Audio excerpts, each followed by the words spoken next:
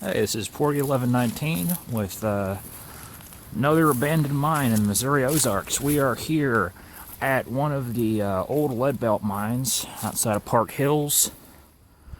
This complex stretches for several hundred feet up the side of this hill here. We got foundations here, and this was a rail or truck loading facility here.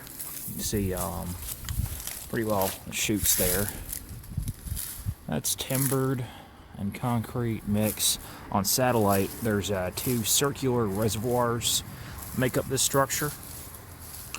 I believe it would have been used to load ore into probably rail cars, would be my guess, because the main mill is about 1.5 to 2 miles north.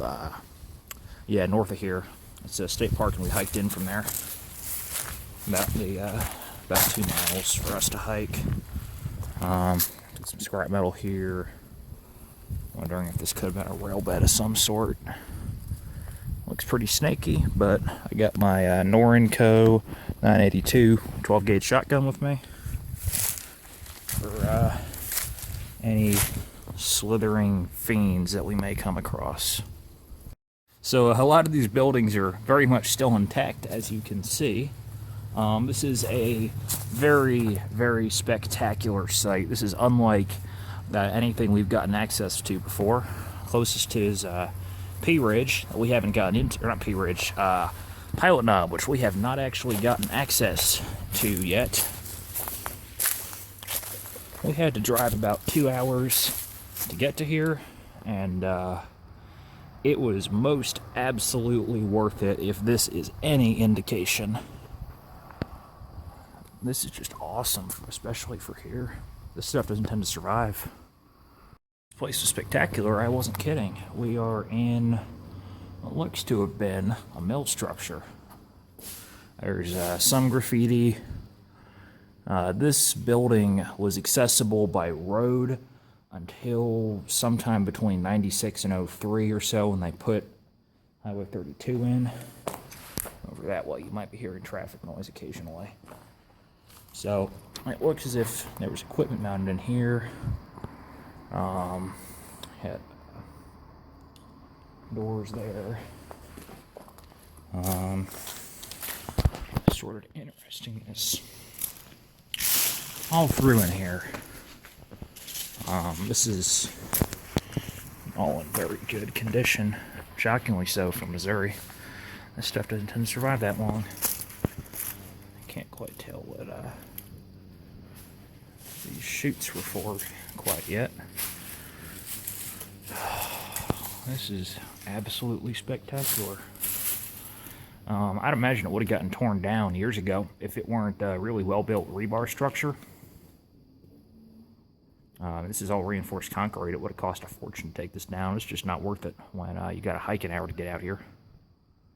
Other option would have been parking the truck on the side of the highway and hiking in, but that wasn't really something I wanted to do. We're going to keep making our way up the mountain. Cut back when we find something else cool.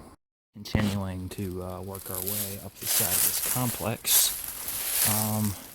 There's this here. That has I-beams underneath it. I'm going to zoom in, see how visible they are on camera. So that was reinforced. We're thinking that there might have been a head frame or something up there, the shaft where crushed ore was skipped out and then milled through here. Because this looks like it was a gravity-assisted mill with a rail offloading point. That first building we examined. It's pretty darn huge. Just gonna keep on working, see what we find. Into the mill. Yeah, that's very possible. Actually, no. It was a tree. Take a look at this one here. Yep. So there appears to have been a collapse. The roof of this here fell in, despite any reinforcements. There was definitely rebar in it. This is what looks like probably the main structure of this mill here. I'm not exactly sure what mine this was. There isn't a whole lot of information on that, but I'm sure we can dig up something if we do enough research. We've only found it because USGS had some surveys, had some topographic maps that marked shaft collars on them. We found a shaft right near here, started perusing it on Google Earth, and then found this big old inclined mill structure. Here's the uppermost structure here. We can see a lot of ore chutes in the ceiling. Well, it looks like that's going to be a dark patch on the camera, unfortunately. We got some kind of about 10-foot deep pit in the front of it, and there's a lot of settling occurring in the sediment under the floor here. I'm guessing it might have been there's water-based erosion. The sediment under this mill eroding, forming gaps and then collapsing. So we're actually not going to go through there because neither of us really much wants to suffer a collapse that would be suboptimal in the extreme. So we're not going to go in this part of the mill. We're going to limit our exploration up to the top. We're actually closing in on the uppermost part of the site. It's enormous. Up here at the top of the mill structure, just about, there's that up there. That looks to be ore bins of some sort. It appears to be closed on satellite, but you can never really be too sure. This is a large amount of crushed ore here. We climbed up through this crevice. There's pretty notably some chutes coming in there that correspond to heaps of crushed ore. This is all lead dust. We're going to be showering pretty thoroughly after this because I don't like the sound of lead poisoning. Do you? I didn't think so. This is another structure here that is no longer extant, obviously. This is looking down the side of the mill. It'd be really quiet here if it weren't for the noise from Highway 32. This is a almost sad place. A lot of folks worked here. Nobody worked here for 50 years. This whole mining district hasn't been worked since 1972. It's a very, very sad place, but beautiful as well. We were making our way down. We saw what looked, at first glance, like a slope at it, or a slope for a coal mine. Now, it's not what this is.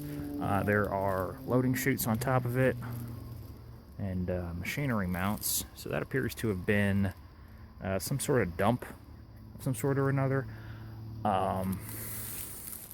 There's more machinery up there. It looks like it could have been a smaller mill to accompany the main structure up there.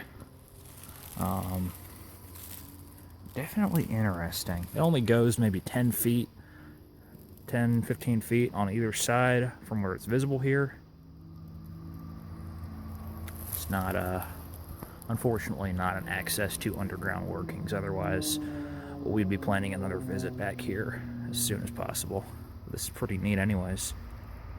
I'm going to go ahead and wrap up our exploration of this anonymous lead mine that may or may not have been connected with Federal Number 3. We really don't know. We found a pit in there that's about 20 feet wide by 10 feet across that we wonder if it could have been a vertical shaft. That would have made sense considering the quantity of conveyor infrastructure that parallels the mill, and looks like it could have dumped up into the ore bins up there, then control feed down into the mill itself, and then eventually processing ore and dumping it onto rail cars or trucks down here. That's how we believe that mine was worked. We know there was a shaft in this area over here, so that pit is as good a candidate as any.